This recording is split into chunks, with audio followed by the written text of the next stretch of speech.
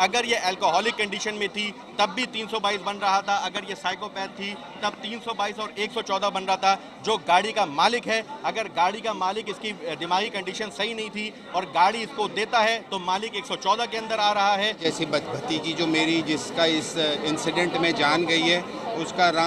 उसका खून ज़रूर रंग लेकर आएगा और वो तमाम लोग जो इनको प्रोटेक्ट करने की कोशिश कर रहे हैं वो उन तमाम लोगों को जो है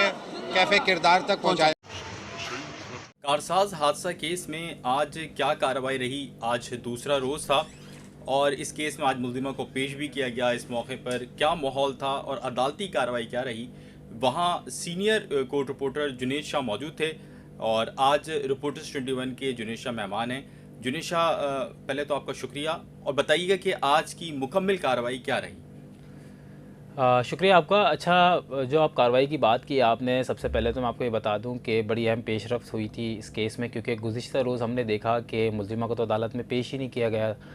गया था, बल्कि उसे नफ्सियाती करार दिया जा रहा था। ताहम आज जिना हॉस्पिटल के जो प्रोफेसर थे चुन्नी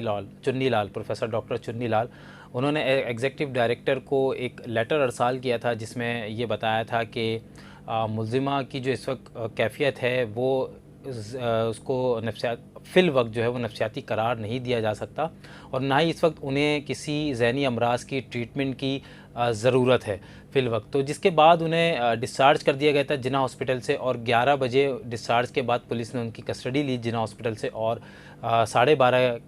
बजे के दरमियान जो है उन्हें सिटी कोर्ट की जुडिशल मजिस्ट्रेट की अदालत में पेश किया गया। इस मौके पे मुल्जिमा को जो है वो सख्त सिक्योरिटी में लाया गया था। अमूमन जो हमने देखा है कि ट्रैफिक हादसात के जो केस होते हैं उसमें नॉर्मली मुल्जिमान को पेश किया जाता है, चाहे वो खातून हो या फिर कोई मर्द हो, लेकिन इस केस में हमने देखा कि इस केस में जब मुल्जिमा को लाया गया तो उनको कपड़े से ढाँप रखा गया था, चेहरा भी उनका छुपाया हुआ था और तकरीबन कोई 3 से 4 फ़ीमेल पुलिस एहलकार मौजूद थे, जबकि इसके अलावा 5 से 6 जो है वो मर्द पुलिस एहलकार उनकी जो है वो सिक्योरिटी पर मामूर थे। ऐसा लग रहा था कि कोई अहम मुल्ज़िम था जिसे कोर्ट में लाया जा रहा था, या फिर ये कह सकते हैं कि पुलिस की जानिब से उन्हें स्पेशल प्रोटोकॉल दिया जा रहा था मुल्जिमा को। और जब कमरा अदालत में ले जाया गया तो समाअत शुरू हुई। तो मज़े की बात ये देखने में आई क्योंकि गुज़िश्ता रोज़ जब फाजिल मजिस्ट्रेट ने उन्हें लाइसेंस का दरियाफ़्त किया था और ये कहा था कि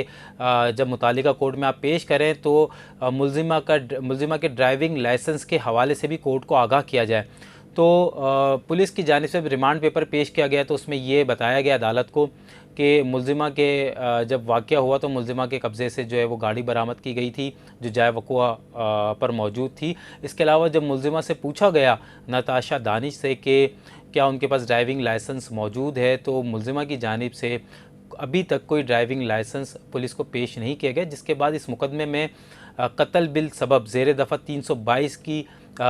322 का इजाफ़ा किया गया है। और जब पुलिस ने ये रिमांड पेपर पेश किया तो तफ्तीशी अफसर ने 7 रोज़ का रिमांड मांगा था, लेकिन ताज्जुब की बात यह है कि वहाँ पर मौजूद deputy public prosecutor Mohammad Yunus, जिन्हें सरकार की पैरवी करनी चाहिए थी, पुलिस की जो बात थी उसको लेके चलना चाहिए था कि हमें रिमांड की ज़रूरत है, वो वहाँ पर कहते हैं कि हमें रिमांड की ज़रूरत नहीं है, मुल्जिमा को जेल कस्टडी किया जाए। ये बड़े एक ताज्जुब की बात थी क्योंकि उस वक्त जो कमरा अदालत में तफ्तीश अफसर मौजूद थे उनका ये कहना था कि हमें मुल्जिमा का CRO कराना है और मज़ीद तफ्तीश करनी है, लिहाजा में 7 रोज़ का रिमांड दिया जाए। लेकिन जो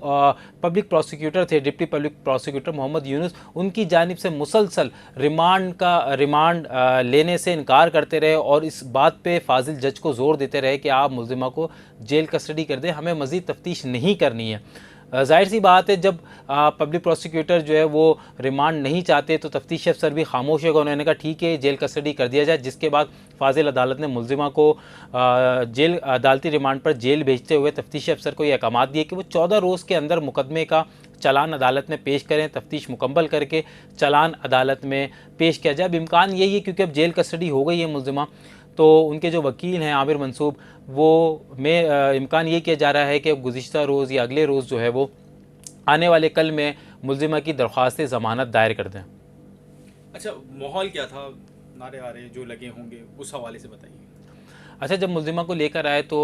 पुलिस की तो सिक्योरिटी थी, लेकिन वहाँ पे वो जो वकला थे उनकी जानिब से भी जो है वो काफ़ी प्रेशर बिल्ड करने की कोशिश की गई, मतलब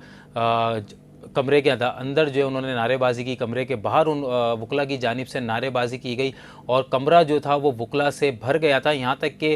वकला जो है कमरा अदालत में मौजूद जो बेंचेस होती हैं, जो कुर्सियाँ होती हैं, वो बैठने के लिए होती हैं, लेकिन उन बेंचेस और कुर्सियों पे वकला खड़े हो गए और फाजिल जज के सामने नारे लगाते रहे। मतलब उनका ज़ोर ये था कि वो किसी सूरत मुल्ज़िमा का जिस्मानी रिमांड आज नहीं होने देंगे। ये बॉडी लैंग्वेज थी वहाँ के वकला की,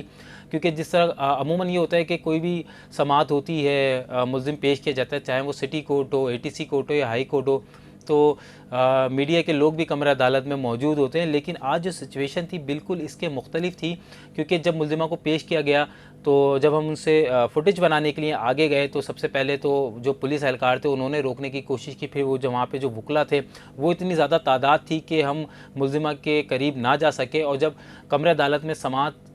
सुनने का वक्त आया तो कोशिश ये थी कि किसी भी तरह कमरा अदालत में चले जाएं, लेकिन वकला की जानिब से कमरा जो था वो इतना भर चुका था, या ये कह सकते हैं कि शायद वकला की ये कोशिश थी कि कोई साफ़ी हज़रात अंदर ना आ सके, केस की प्रोसीडिंग जो है वो ना सुन सके, और वो इसमें कामयाब भी रहे, क्योंकि सहाफ़ी जो थे वो कमरे के बाहर कोशिश कर रहे थे कि शायद कुछ जो है वो समाअत के जो जज के या जो वकला के आर्गूमेंट्स हैं वो सुन सके। कुछ सुनाई भी दे रहे थे, लेकिन उस तरीके से समाअत हम बाकायदा तौर पे नहीं सुन सके।